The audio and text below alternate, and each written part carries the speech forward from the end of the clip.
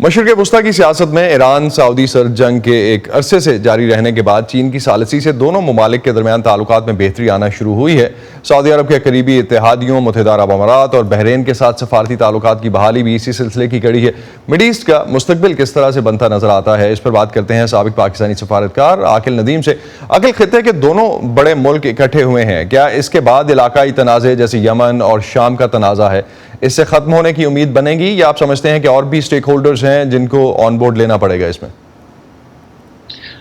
دیکھیں، یہ امید کرنا کہ ایک دم سے یہ جو بڑے بڑے تنازع تھے اور جو کافی عرصے سے چل رہے ہیں ان میں کوئی فوراً خاتمہ ہوگا، یہ ممکن نہیں ہے۔ ان میں کمی ضرور آئے گی اور یہ ایک بڑی اچھی ڈیولپمنٹ ہوگی، کیونکہ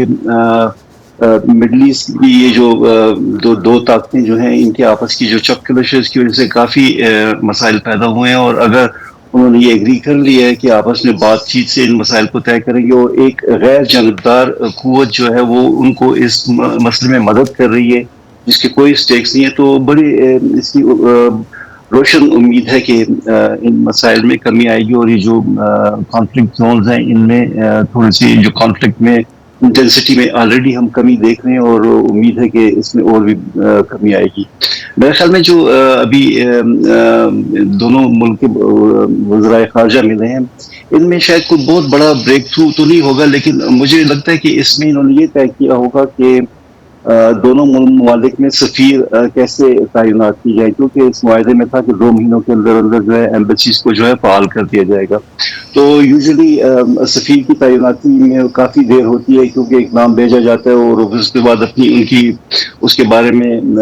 تحقیق کی جاتی ہے، اور پھر اس کے بعد ان کی اپروول دی جاتی ہے، تو یہ کافی لمبا پروسیس ہوتا ہے۔ تو میرا خیال اس پروسیس کو شارٹ کٹ کرنے کے لیے بھی یہ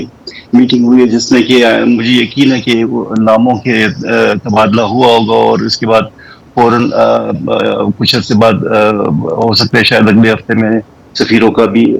شاید اعلان بھی کر دیا جائے، یہ نام بھی اناؤنس کر دیا جائے۔ عاقل، ایک چیز جو پاکستان کے حوالے سے، پاکستان کو کوئی، کیونکہ اس وقت جو معاشی بحران کا پاکستان کو سامنا ہے، آپ سمجھتے ہیں کہ لانگ رن میں یا میڈیم ٹرم میں پاکستان کو کوئی فائدہ معاشی طور پہ ہو سکتا ہے اس ڈیل سے، خاص طور پہ ایران سے تجارت اور توانائی کی ضروریات پورا کرنے کے لیے کوئی معاہدہ ہو سکتا ہے؟ دیکھیے، پاکستان اور ایران کی تجارت جو ہے وہ امریکی سینکشنز کی وجہ سے متاثر ہوئی ہے، تو میرا خیال میں جب تک کہ وہ سینکشنز جو ہے ان کا خاتمہ نہیں ہوتا، اس وقت تک کوئی بہت بڑی تبدیلی نہیں آئے گی۔ اور لیکن اس کے باوجود عاقل، ان سینکشنز کے باوجود باقی خطے کے ممالک تو کام کر رہے ہیں۔ پاکستان کے لیے ایک تاثر تو یہ ہے کہ پاکستان سعودی بلاک میں زیادہ ہونے کی وجہ سے اس کو سیریسلی لے نہیں رہا تھا، اس اینگل سے آپ کیا کہیں گے؟ اس کا یہ دیکھیں کہ اگر آپ بھارت کی بات کرتے تو بھارت کے بہت پرانے ان کے ساتھ معاہدے ہیں، جس کی امریکی جو سینکشنز ہیں ان میں اس کے لیے اجازت دی گئی ہے کہ وہ اپنے جو ان کے پرانے معاہدے ہیں ان کو مکمل کر سکے۔ ہم زیادہ تر تیل جو ہے وہ سعودی عرب سے خرید کر رہے ہیں، اور سعودی عرب ہمیں کافی ڈیفرڈ پیمنٹس اور کافی رعایتوں کے ساتھ تیل دیتا رہا ہے، تو اس وجہ سے شاید ہمارا زیادہ تیل جو ہے، اور ہمارا زیادہ تر امپورٹ تیل کی ایران اور سعودی عرب سے ہے، تو وہ اس میں میرے خیال میں کوئی زیادہ امیڈیٹلی فرق نہیں پڑے گا۔ ہو سکتا ہے کہ اگر امریکی سینکشنز وغیرہ میں کوئی کمی آئے، اور امریکہ اور ایران کے آپس میں جو نیوکلیئر معاہدے پہ جو باتیں ہو رہی ہیں، اگر وہ اس پہ کوئی پیش رفت ہوتی ہے تو پھر شاید اس کا ہمیں فائدہ ہوگا، لیکن میرا خیال میں امیڈیٹ فیوچر میں ہمیں شاید اس معاہدے سے کوئی فائدہ نہیں ہوگا۔ تو چین کے اگر ہم خطے میں ایک ہمیں فائدہ ضرور ہوگا، یہ ہے کہ ایران اور سعودی عرب کی جو آپس میں جو ان کی چپکلش تھی، اس کی وجہ سے ہمارے ہاں بہت سارے مسائل پیدا ہوئے۔ ہمارے یہاں فرقہ واریت کا جو پرابلم بہت زیادہ بڑھ گیا تھا، اور کافی ٹیررزم کے واقعات ہوئے تھے۔ ہو سکتا ہے کہ چونکہ دونوں ممالک ان فرقوں کو اپنی امداد کم کر دیں، تو ہو سکتا ہے کہ ہمارے ہاں یہ اس صورتحال میں امن و امان کی صورتحال اور دہشت گردی کے جو واقعات، فرقہ وارانہ جو دہشت گردی کے واقعات ہیں، ان میں شدید تو آپ کمی ہے۔ سمجھتے ہیں کہ تجارت نہیں، سیکیورٹی میں شاید پاکستان کو امیڈیٹلی فائدہ ہو سکتا ہے۔ تو چین کا خطے میں اگر رول، اس پہ اگر ہم بات کرتے ہیں، خاص طور پہ مشرق وسطیٰ میں سب سے بڑے اتحادی سعودی عرب، جو کہ چین اور ایران کے ساتھ تعلقات آگے بڑھانے کا مطلب، اب اگر ہم سعودی اور یو ایس کا ریلیشن دیکھتے ہیں تو کیا امریکہ کا اس خطے میں کردار کم ہو گیا ہے؟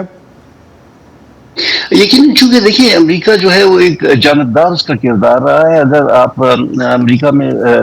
اس خطے میں جو بڑا مسئلہ مڈل ایسٹ میں جو ہے وہ اسرائیل کا ہے، اور اس کو اسرائیل کو امریکہ بغیر کسی کنڈیشن کے ان کو سپورٹ کرتا ہے، چاہے دوسرے جو فریق ہیں ان کے جائز کنسرن ہوں، لیکن وہ ان کو سپورٹ کرتا ہے. لیکن چین اس کے مقابلے میں جو ہے وہ ایک آبجیکٹو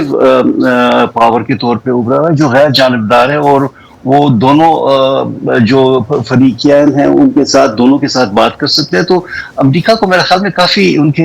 خاص طور پہ ایک تو پریزیڈنٹ ٹرمپ کے وقت میں جو پچھلے 4 سال تھے وہ کافی غیر سنجیدہ قسم کی فورن پالیسی کو پرسو کیا گیا، تو اس کی وجہ سے امریکہ کی ساکھ کو، اس کی پریسٹیج کو کافی نقصان پہنچا ہے، اور اس سے چائنا نے بہت فائدہ اٹھایا ہے. اور اگر آپ ابھی دیکھیں کہ سعودی عرب اس وقت چائنا کا سب سے بڑا ٹریڈنگ پارٹنر ہے، تقریباً آلموسٹ $70 اور $75 بلین کے قریب ان کی آپس میں ٹریڈ ہے. اور اسی طرح ایران کی بھی اب آلموسٹ $20 بلین کے قریب ان کی ٹریڈ پہنچنی شروع ہو گئی. تو آہستہ آہستہ چائنا کا انفلوئنس بڑھتا جا رہا ہے. اگر آپ چائنا کا انفراسٹرکچر میں انویسٹنگ دیکھیں ایران میں، تو اب انہوں نے اورمچی سے لے کے ایران کے ایک شہر تک انہوں نے 2000 کلومیٹر لمبی ٹرین کی لائن بھی بچھا دی ہے. تو چائنیز انگلش بہت زیادہ ہے، اور وہ اکنامک انگلش ہے. تو چائنیز آپ اس سے سمجھتے ہیں کہ ان کے چائنیز رول جو ہے وہ ڈیفینیٹلی اس میں بڑا ہے، اور امریکہ کا رول جو ہے وہ پارٹیزن سمجھتا ہے یہ خطہ، اس کی وجہ سے اس پہ امپیکٹ آیا. بہت شکریہ عاقل ندیم، آپ ہمارے ساتھ تھے. اس حوالے سے ہم بات کر رہے تھے کہ ریجنل ڈیولپمنٹس اور پولیٹیکل ڈیولپمنٹس کس طرح سے آگے بڑھ رہی ہیں. بہت شکریہ آپ کا.